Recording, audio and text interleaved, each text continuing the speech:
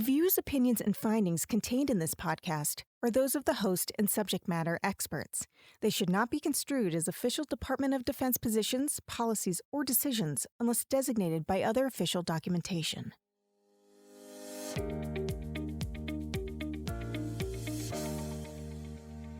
This week's Picking Your Brain will be a little different. Due to the amount of information from DivBIC's research, clinical affairs, and education branches, we had to split this episode into two parts. So this is part one, which explores DivBIC's research branch and its work in military-relevant clinical research. The research conducted at the Defense and Veterans Brain Injury Center, or DivBIC, primarily takes place inside the vast organizational structure of the U.S. Department of Defense and Military Health System. The MHS is the umbrella organization that provides medical care for more than 9.5 million active duty and retired military personnel and their families. Falling under the MHS is the Defense Health Agency, or DHA. Director of the DHA, Lieutenant General Ronald Place, testifying before the House Armed Services Subcommittee on Military Personnel. Our principal mission is enabling readiness, and within that mission are two distinct responsibilities. First, to ensure every person in uniform is, in fact, medically ready to perform their job anywhere in the world. And then secondarily, to ensure our military medical personnel are individually and collectively prepared to support the full range of military medical operations. The Defense Health Agency serves as the supporting agency in this readiness mission to the combatant commands and to the military departments.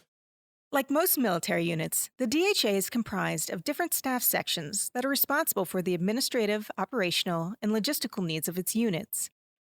For example, the Joint 9 section of DHA, or J9, is the Research and Development Directorate, which leads the discovery, development, and delivery of enhanced pathways to military health and readiness.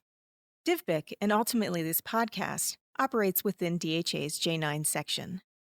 The mission of DivBIC's research branch is to provide evidence-based knowledge by conducting and supporting hypothesis-driven, clinically focused research that improves the treatment and outcome for service members, veterans, and their beneficiaries affected by a TBI. My name is Stephanie Turner. I am the research portfolio manager at DivBIC of currently 70 studies. Kind of in a nutshell, all of the studies that we track. As the research portfolio manager, Stephanie has a bird's-eye view of all DivBIC's active clinical investigations and helps to ensure they align with the current and future needs of the DHA and DoD.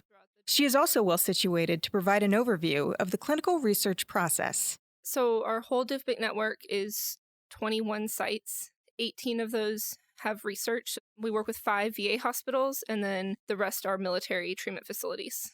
We have a process for them to be able to use the DivBIC staff and our assets to conduct that study.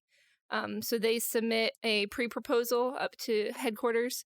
That helps gauge, does it fit with our gaps? So DivBIC has... Research gaps is a phrase you'll hear a lot in this episode. So the gaps, they are actually quite essential to DivBIC's mission, right? And they're updated quite regularly. Dr. Seth Kaiser is a research scientist at DivBIC, whose role includes designing clinical studies and reviewing projects submitted to headquarters for approval. He says that the gaps ensure that we are performing the most cutting-edge research out there, and that's to support our service members and veterans. I think the first step really in the development of those gaps is to get a core group of people who really understand traumatic brain injury and understand what's most relevant because they're up to date on the literature. But we also want to compare that against, the needs of our military. And the gaps are actually quite essential in informing. Allison Grant is a research associate at DivBIC. She supports and tracks the various DivBIC studies across multiple different areas. And what these gaps propose are areas that research is needed. So it helps keep everyone in line with the mission. Yeah, and I think that's an important point, Allison. You brought up the fact that, we have a bunch of independent researchers in our network. They often canvass a very wide array of different aspects related to TBI. It isn't all just one thing. There's many little components that make up TBI research. In addition to the gaps that arise from scientific inquiry itself, DivBIC clinical investigations are also shaped by external factors such as government mandates. For example, in a 2012 executive order, President Obama directed agencies to develop a coordinated action plan for post-traumatic stress disorder and TBI to, quote, reduce the number of affected men and women through better prevention, diagnosis, and treatment. Commander-in-Chief Barack Obama and Army Chief of Staff General Ray Odierno hosted a Healthy Kids and Safe Sports Concussion Summit Thursday at the White House. The president said to effectively diagnose and treat brain injuries, we must begin to think differently about those injuries. We have to change a culture that says you suck it up. Identifying a concussion and being able to self-diagnose that this is something that I need to take care of doesn't make you weak. It means you're strong. The president says last year the White House directed $100 million in new research to prevent, diagnose, and treat mental health conditions and traumatic brain injuries. Congress can also set TBI research agenda. Over the past decade, the clinical investigators in DivBIC's research branch have been focusing on two such mandates. The first came with Section 721 of a 2007 National Defense Funding Bill. Hi, my name is Johanna Smith, and I'm the Longitudinal Studies Program Analyst in the DivBIC Research Branch. I oversee and coordinate the work mainly of the 15-year studies.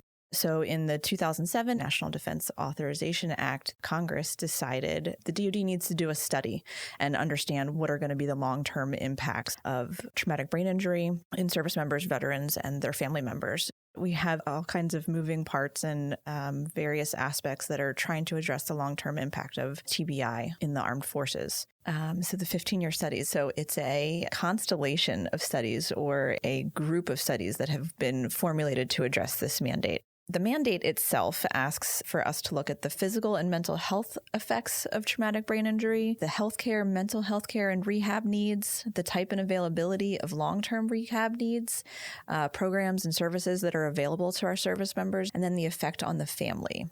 So from that, a series of studies were developed to address these four elements of the mandate. I think it's been a big push in general in the research world for years to figure out the best way to communicate complex research findings up our chain of command and out to the public. It's a big push for headquarters right now to just be thinking about what is the clinical impact? What are those actionable take-home items? So it's a constant work in progress. DivBIC on the whole works very hard in its clinical education and research missions to have that holistic approach. So focusing on the end user, focusing on the stakeholder, focusing on the folks that use this info day to day. And when the opportunity to work on the 15-year studies presented itself, it was this perfect combination of the research and clinical work that I had done. I've never worked with a greater population. So it was certainly solidified by and reinforced by the service members and veterans I got to talk to on a daily basis.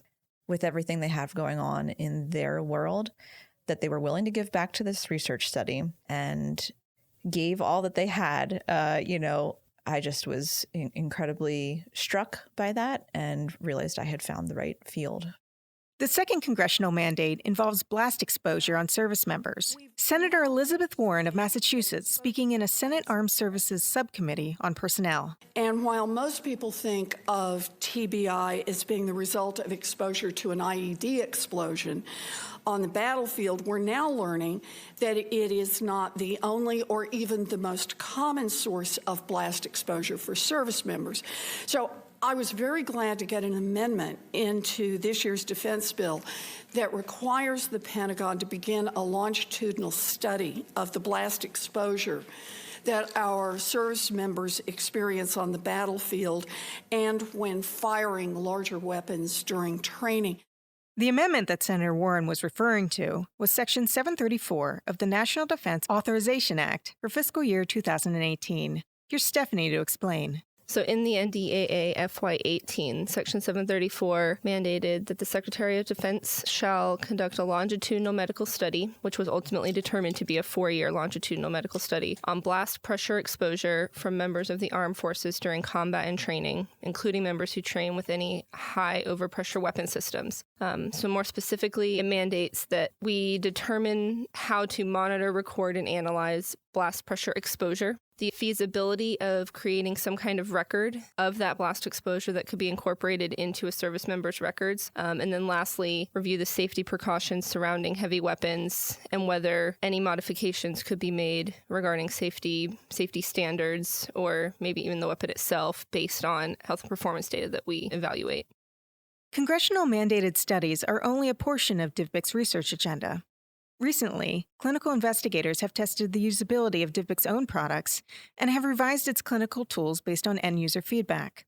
For example, in a recent publication, clinical investigators tested whether the use of DivBIC's Progressive Return to Activity clinical tool would lead to changes in provider behavior and improve patient outcomes. The Progressive Return to Activity, or PRA, is a step-by-step approach medical providers can use to monitor service members during TBI recovery and gradually guide them as they return to full duty. Subject matter expert Dr. Keith Stussy discussed the PRA in a recent DivBIC interview. And so the great thing about this study is that it's really one of the first ones where DivBIC has taken one of their clinical recommendations and looked at how people are utilizing it. So with this study, there were really two big parts. We interviewed providers about how they treat concussions, and then we looked at patients that they were treating and what kind of outcomes did they have. My major role was to come up with a 2-hour PowerPoint presentation, and I taught all of them about the PRA. And then we took a new set of patients after they got the education and looked at their outcomes. So the wonderful thing about this is that we took a clinical recommendation, a guideline, and we validated it. And we said, hey, if you use this product and you get taught on it and know what it's about and where to get it and have it at your desk when you're treating a patient, that we actually can make people better faster. Once the PRA clinical recommendation was validated, the clinical practice and clinical recommendations team at DivBIC began updating the guidelines. I'm Amanda Gano. I'm a physician assistant here with the Clinical Affairs branch. I work with the clinical practice and clinical recommendations team at DivBIC. We had the opportunity to use the feedback that we collected from the DivBIC PRA study, and that study gave us a lot of information. It showed that training medical providers on the PRA does expedite recovery time in patients.